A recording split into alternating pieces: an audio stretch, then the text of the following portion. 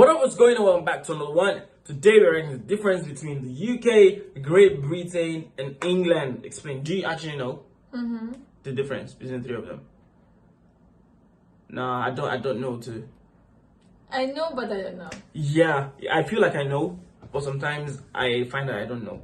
But I don't know. Probably the UK is like the UK. Yeah, I think the UK is the four countries. That's Scotland, Wales.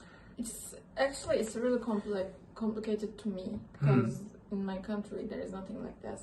Yeah. States and other things, but I'm trying to understand. Yeah. So let's see.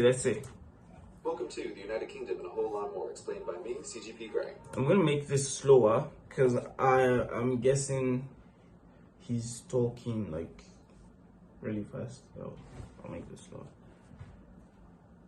The United Kingdom, England, Great Britain, are these three the same place? Are they different places? Do British people secretly laugh at those who use the terms incorrectly? Who knows the answers to these questions? I do, and I'm going to tell you right now. We're lost. This is the world, this is the European continent, and this is the place we have to untangle. The area shown in purple is the United Kingdom. Part of the confusion is that the United Kingdom is not a single country, but instead is a country of countries. Okay. It contains inside of it four co-equal and sovereign nations. The first of these is England, shown here in red. England is often confused with the United Kingdom as a whole because it's the largest and most populous of the nations and contains the de facto capital city, London. To the north is Scotland, shown in blue, and to the west is Wales, shown in white. And, often forgotten even by those who live in the United Kingdom, is Northern Ireland, shown in orange. Each country has a local term for the population. While you can call them all British, it's not recommended as the four countries generally don't like each other. The Northern Irish, Scottish, and Welsh regard the English as slave-driving colonial masters, no matter that all three have their own devolved parliaments and are allowed to vote on English laws, despite the reverse not being true, and the English generally regard the rest as rural yokels who spend too much time with their sheep. However, as the four constituent countries don't have their own passports, they are all British citizens, or not. They are British citizens of the United Kingdom, whose full name, by the way, is the United Kingdom of Great Britain and Northern Ireland. So where's Great Britain hiding? Right here. The area covered in black is Great Britain. Unlike England, Scotland, Wales, and Northern Ireland, Great Britain is a geographical rather than a political term. Great Britain is the largest island among the British Isles. Within the United Kingdom, the term Great Britain is often used to refer to England, Scotland, and Wales alone, with the intentional exclusion of Northern Ireland. This is mostly, but not completely true, as all three constituent countries have islands that are not part of Great Britain, such as the Isle of Wight, part of England, the Welsh Isle of Anglesey, the Scottish Hebrides, the Shetland Islands, the Auckland Islands, and the islands of the Clyde. So all these are not The part second of. biggest island in the British Isles is Ireland. It's worth noting at this point that Ireland is not a country, like Great Britain is a geographical, not political term. Wait, this, Ireland has two parts, I guess. Like there's Northern Ireland and there's the Republic of Ireland. So I guess probably this is the Isles, right? The British Isles. The point that Ireland is not a country. Biggest island in the British Isles. Is Ireland. It's worth noting at this point that Ireland is not a country, like Great Britain is a geographical, not political term. The island of Ireland contains on it two countries, Northern Ireland, which we have already discussed, and the Republic of Ireland. When people say they are Irish, they are referring to the Republic of Ireland, which is a separate country from the United Kingdom. However, both the Republic of Ireland and the United Kingdom are members of the European Union, even though England in particular likes to pretend that it's an island in the mid-Atlantic, rather than 50 kilometers from France. But that's a story for another time. To review, the two largest islands in the British Isles are Ireland and Great Britain. Ireland has on it two countries, the Republic of Ireland and Northern Ireland, while Great Britain mostly contains three, England, Scotland, and Wales. These last three, when combined with Northern Ireland, form the United Kingdom. There are still many unanswered questions, such as why when you travel to Canada is there British royalty on the money? To answer this, we need to talk about empire. You can't have gone to school in the English-speaking world without having learned that the British Empire once spanned a fourth of the world's land and governed nearly a fourth of the world's people. While it's easy to remember the parts of the British Empire that broke away violently, we often forget how many nations gained independence through diplomacy, not bloodshed.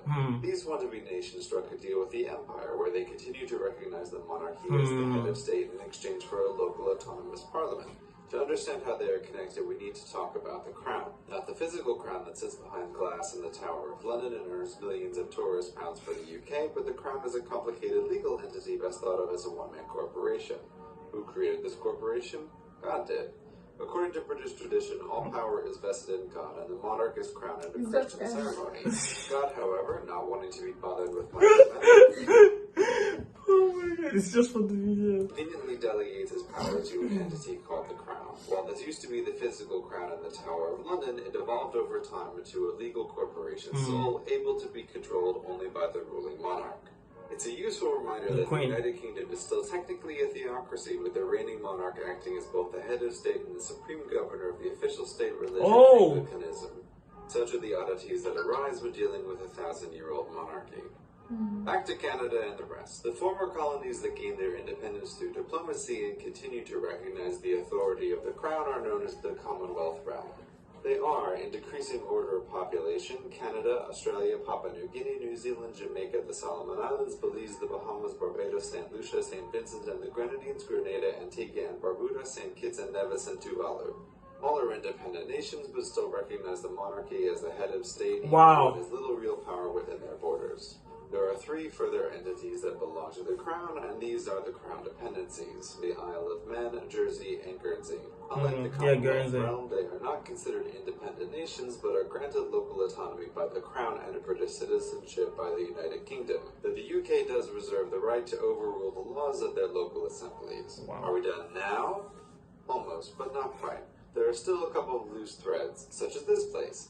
The tiny city of Gibraltar on the southern coast of Spain, famous for its rock, its monkeys, and for causing diplomatic tension between the United Kingdom and Spain. But what about the Falkland Islands, which caused so much tension between the United Kingdom and Argentina that they went to war over them? These places belong in the last group of crown properties known as British Overseas Territories. These people rule almost everywhere in the world. They're almost everywhere. Colonies gives away their origin. They are the last vestiges of the British Empire. Unlike the Commonwealth realm, they have not become independent nations and continue to rely on the United Kingdom for military and sometimes economic assistance. Like the Crown dependencies, everyone born within their borders is a British citizen. The Crown colonies are, in decreasing order of population, Bermuda, the Cayman Islands, the Turks and Caicos Islands, Gibraltar, the British Virgin Islands, Equatorial Dikelia, Anguilla, St. Helena, the Ascension Islands, Tristan da Cunha, Montserrat, the British Indian Ocean Territory, the South Georgia and South Sandwich Islands, the Falkland Islands, the British Antarctic Territory, and the Pitcairn Islands. For our final Venn diagram, the United Kingdom is a country situated on the British Isles that is part of the Crown, which is controlled by the monarchy. Also part of the Crown and the British Isles are the Crown dependencies. The independent nations of the former empire that still recognize the Crown are the Commonwealth realm, and the non-independent remnants of the former empire are the British Overseas Territories. Thank you very much for watching. Okay, now that's really interesting.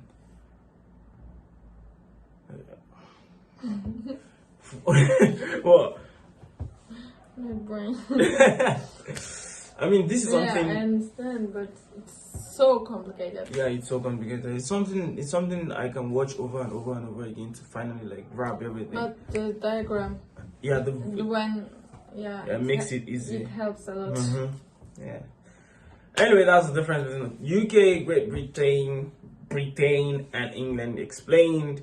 Yeah, put in the comment section if there's any other one you want us to watch. Watch it and react to the next time.